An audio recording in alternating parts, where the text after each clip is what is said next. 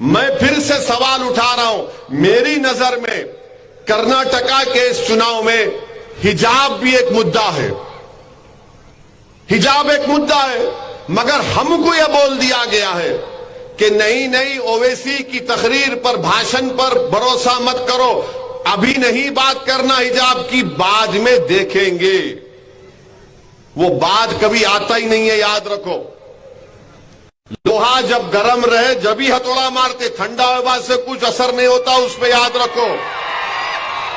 अब लोहा गर्म है, हथौड़ा मारो। पूछो इनसे हिजाब के ऊपर क्या करने वाले। मोदी जी तो हिजाब के खिलाफ है, प्राइम मिनिस्टर बीजेपी हिजाब के खिलाफ है, कांग्रेस पार्टी जो है अपने मुंह पे हिजाब डाल के बैठी हुई है। ये हमारे लिए इशू है, जरूरी इशू है।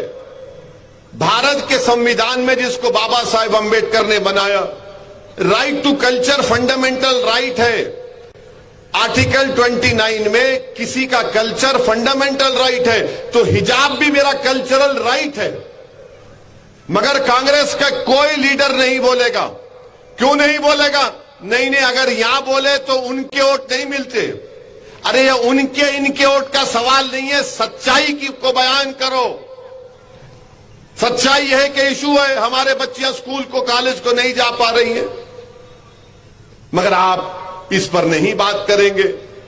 रिजर्वेशन इशू है, इस पर बात होनी चाहिए, क्योंकि रिजर्वेशन से ही गरीब लोगों को भारत के कॉन्स्टिट्यूशन आर्टिकल 15 और 16 के तहत कॉलेजेस में, गवर्नमेंट की नौकरी में, मेडिसिन डॉक्टर में, इंजीनियरिंग में, एमबीए में, एमसीए में, लॉ कॉलेज में, ये सब इनको कोटा मिलता 4% का।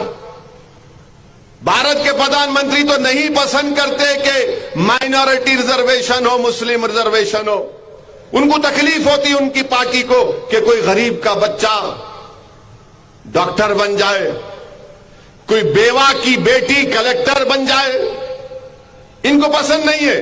ये हमेशा चाहते हैं कि हम पंचर की दुकान पे रहें, हम फ्रूट की मंडी लगा के रहें, हम छोटे छोटे दुकानों में काम करें और पूरी जिंदगी हमारी गुर्बत में बसर हो जाए। और क्यों कह रहा हूं, बोल रहा हूं आपको, अंग्रेजी का एक वर्ड है इंटर ऑपरेटेबिलिटी, यानी अगर मेरे दादा उनकी उम्र में, उनके जमाने में अगर 1000 रुपये कमाते थे, तो दादा का बेटा कम से कम 1500-2000 रुपये कमाना। तो ये जो डेवलपमेंट हुआ है हमारे मुल्क में, दलित आदिवासियों का डेवलपमेंट हुआ। अगर कोई दलित के वालिद, दादा उनके 1000 रुपये कमाते थे, तो आज उनका पोता 2000 रुपये कमा रहा है। मगर अगर किसी का पोता दादा से कम कमा रहा है, तो भारत का मुसलमान, ये डेटा है, उसका डेटा है, इससे कोई इनकार नहीं कर सकता। अगर कोई कर रहा है तो बोलो, मैं तैयार हूं तुम्हारे साथ डिबेट करने को, मगर इस पर बात नहीं करेंगे। और कर्नाटका के अल्पसंख्यक समाज मुसलमानों को जो बीजेपी ने रिजर्वेशन निकाला, और अमित शाह जो कलेजा फाड़ फाड़ कर बोल रहे हैं रिलीजन पे नहीं मिल सकता। अमित शाह साहब, क्यों झूठ बोलते आप? कर्नाटका के मुस्लिम्स को रिजर्वेशन उनके सोशल एजुकेशनल बैकवर्डनेस के ऊपर दिया जा रहा है, और उसका इंपेरिकल डेटा है, रिपोर्ट है। जब देवेगौड़ा साहब चीफ मिनिस्टर थे, ये एक झूठ बोली थे। अब कांग्रेस पार्टी इस पर भी नहीं बोलती। नहीं, हम बोल दिए ना, आए तो करेंगे। अरे आए तो नहीं, तुम आइडियोलॉजिकली बीजेपी के खिलाफ है या नहीं, बोलो हमको। तीसरी बात, मैं शुरू से आपसे कह रहा था कि ये जो कांग्रेसी बोलते ना, हमेशा झूठ बोलते। बजरंग दल पे बैन लगाएंगे बोले थे ना, बोले ना, आप देखे ना, पूरे मीडिया में आया, बोले ना। अब क्या हो रहा? कल वीरप्पा मोइली बोल दी, हम नहीं करते बैन, हमारे को ताल्लुक ही नहीं है, हमारे को पावर ही नहीं है।